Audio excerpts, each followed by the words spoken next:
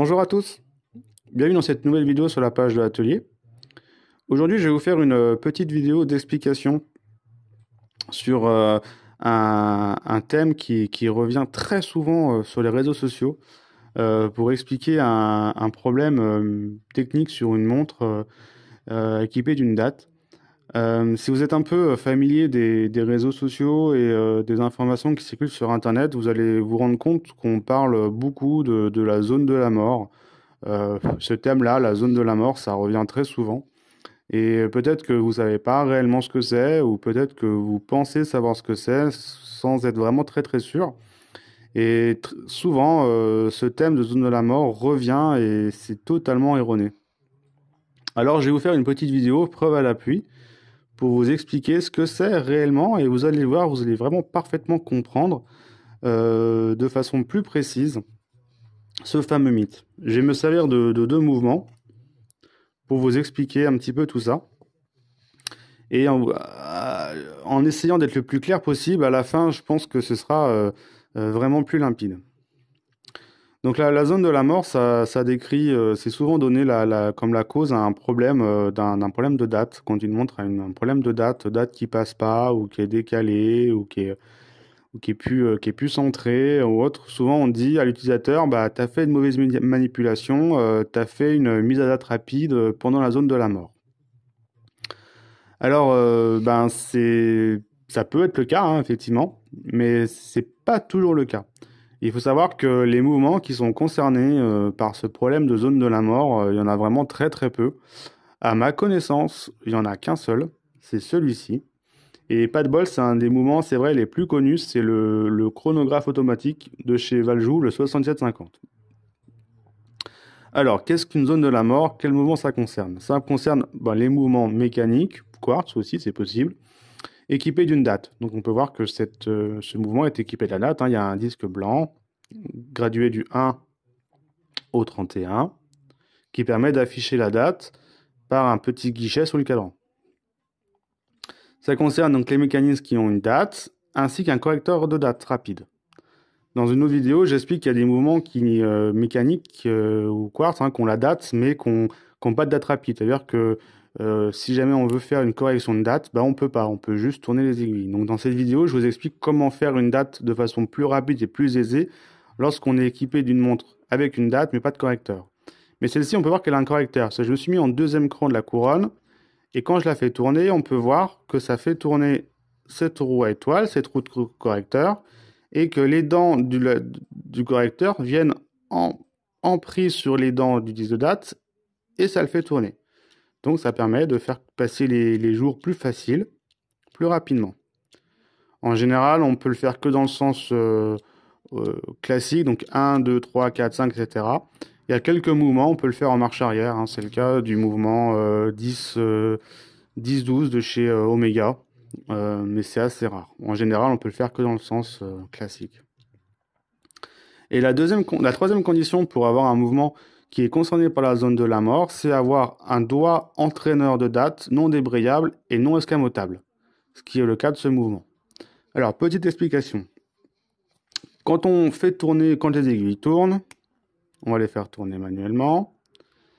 Là, il est 21h et à un moment, on peut voir ici que la roue entraîneuse de date, le doigt, va se mettre en appui contre la dent du disque. Voilà, là, on est en appui. Et à force de tourner, le disque, le doigt entraîneur va pousser le disque, il le pousse, il le pousse, il le pousse. Et il arrive un moment, tac, passé minuit, ça le pousse tellement que le disque, il avance d'un pas. Donc on est passé du 13 au 14. Voilà, on peut voir ça. Donc là, je vais me remettre à 9h, 21h. Donc là, il est 9h, je vais refaire un tour de cadran. Et vous allez voir qu'est-ce qui se passe si, pendant toute cette période où le doigt est en appui contre le disque de date, si pendant toute cette période-là, voilà, là je me remets à, allez, je me mets à 22h, 22h30, voilà, là le doigt est vraiment en appui, hein. Le doigt a commencé à pousser le disque. Voilà, là on est, c'est 22h30, 22h25, et je veux faire une mise à date rapide. Donc je me mets au premier cran, mon correcteur bouge, et là on peut voir qu'il est bloqué. On peut voir qu'il est bloqué, parce que comme j'ai mon doigt qui est en appui sur la dent,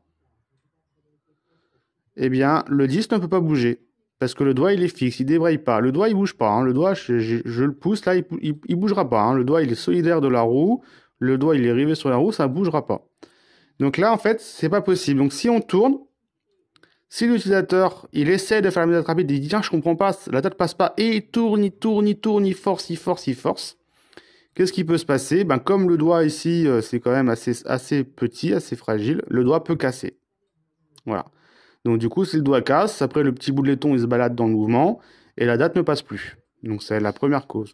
Ou alors, ce qui peut se passer, c'est que ça plie le doigt ou ça fait tourner la partie entraîneuse, ça la fait tourner sur son axe. Et du coup, la date, au lieu de passer à minuit, elle va passer à 4 heures du matin. Voilà, si on insiste. Voilà. Et ça, c'est parce que voilà, le doigt n'est pas débrayable. Et du coup, ce problème de zone de la mort, finalement, il concerne les montres qui n'ont pas de doigt débrayable. Donc c'est à mon sens un problème de conception du mouvement. Et c'est vrai que ben, finalement, il y a très peu de mouvements qui sont concernés. Il y a très peu de mouvements qui ont une date avec un correcteur et un doigt non débrayable. Et c'est vrai que, à mon sens, le seul mouvement qu'on est équipé, c'est celui-ci. C'est le mouvement le plus populaire, hein, c'est le chronographe automatique de chez Valjoux, le 7750. Alors c'est vrai que c'est un mouvement qui est quand même assez ancien, hein, qui date des années 70. Donc c'est un mouvement qui a quasiment 50 ans. Et c'est vrai qu'à l'époque, les constructeurs, les concepteurs, ils avaient fait une erreur parce qu'il n'y a pas de doigt. Alors ça débraye plus ou moins au niveau du correcteur derrière. Bon, ça peut plus ou moins débrayer si jamais on essaie de faire cette correction pendant cette période-là d'à peu près de 21h, d'à peu près de 21h à peu près 3h du matin.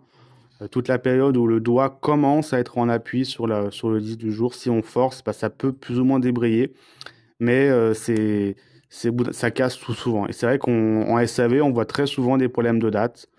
Voilà. Donc on peut voir que là, il est 1h du matin, le jour est passé, et si on essaye de faire la mise à date rapide, ça peut pas, en fait, ça passe pas, parce que le disque, il vient très rapidement embuter contre le doigt. Et pour ne plus être embêté, il faut vraiment que le doigt s'éloigne du disque. Et là, voilà, à partir de 2h30 du matin, 3h du matin, là, on est tranquille. Le doigt est vraiment éloigné du disque de date. Et là, on peut refaire la mise à date rapide tranquillement. Voilà.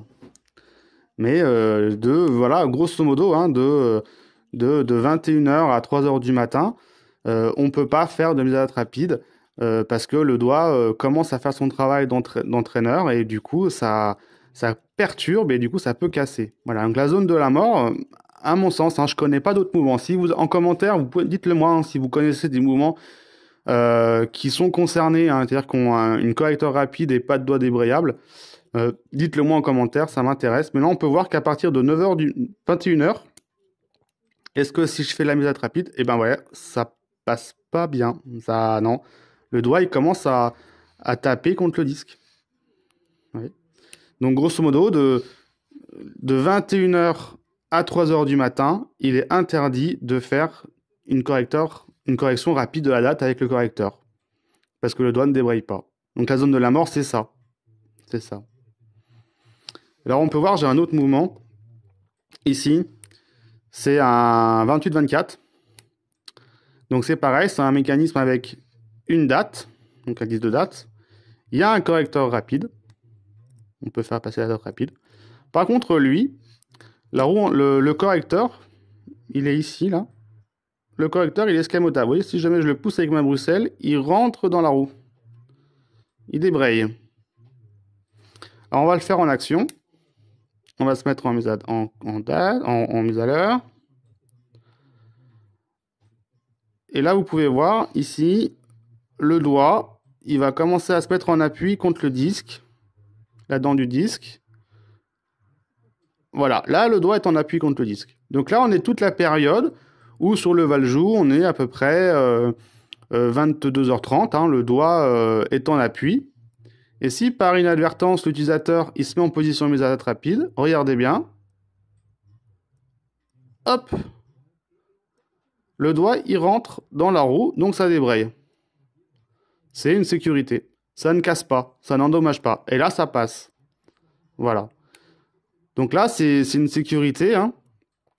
Voilà, ça n'endommage pas, ça ne casse pas le doigt, ça ne peut pas perturber. Le disque, il tourne malgré tout, le doigt, il débraye. Donc, c'est une protection pour éviter si jamais l'utilisateur fait cette manipulation. En général, c'est vrai qu'on préconise toujours hein, de ne pas faire de mise à date rapide entre 21h et 3h du matin, même si votre montre est équipée d'un doigt qui débraye. Hein, le doigt qui débraye, c'est vraiment une sécurité au cas où l'utilisateur. Mais bon, faut pas s'amuser à le faire non plus en permanence parce que bon, il y a un moment, le doigt, à force de débrayer, bon, il peut casser. Hein, bon, c'est rare, mais ça peut. Mais ça débraye, ça débraye. Hein, c'est vraiment une protection que malheureusement, on n'a pas sur le Valjoux. On n'a pas sur le Valjoux. Donc, quand on a des problèmes de Valjoux, souvent des problèmes de dates qui passent plus ou des dates qui sont décalées, c'est que l'utilisateur, en fin de compte, a fait une mauvaise manipulation. Voilà, il a fait sa mise à date rapide entre 21h et 3h du matin. Le doigt ne débraye pas. Ça, c'est quelque chose, je pense que ETA aujourd'hui, hein, parce que c'est plus la dénomination Valjoux, hein, parce que ce mouvement est exploité aujourd'hui par ETA. ETA aurait pu, je pense, faire une mise à jour. Parce que ils auraient pu refaire une roue entraîneuse avec un doigt qui débraye. Hein. Alors, il y a la place de faire quelque chose. Je comprends pas pourquoi ils l'ont pas fait. À mon sens, c'est une erreur, parce que c'est vrai que c'est quand même un mouvement qui est très populaire, qui est très diffusé. Et forcément, tous les utilisateurs n'ont pas cette notion-là. Hein, et ça nous arrive souvent, et vous savez, les gens ils viennent et disent ouais, la date passe plus, et on leur explique ça, et souvent ils disent ah, ben, je suis pas au courant, je savais pas qu'il fallait pas faire une mise à date rapide, j'ai pas fait attention, donc bon, ça peut arriver. Mais la zone de la mort, hein, où ça casse, ça peut vraiment casser, c'est vraiment sur ce type de mouvement-là. Hein. Ça concerne que ce mouvement-là. Voilà. Donc j'espère que cette petite vidéo d'explication vous aura plu. N'hésitez pas à laisser des commentaires si vous avez des questions. N'hésitez pas à la partager aussi si vous avez envie. Hein, mais voilà, la zone de la mort, c'est vraiment exclusivement le Valjoux.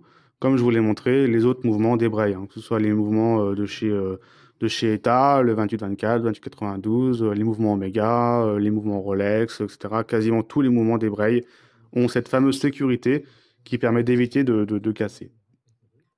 Voilà. Voilà. Merci d'avoir regardé. À bientôt!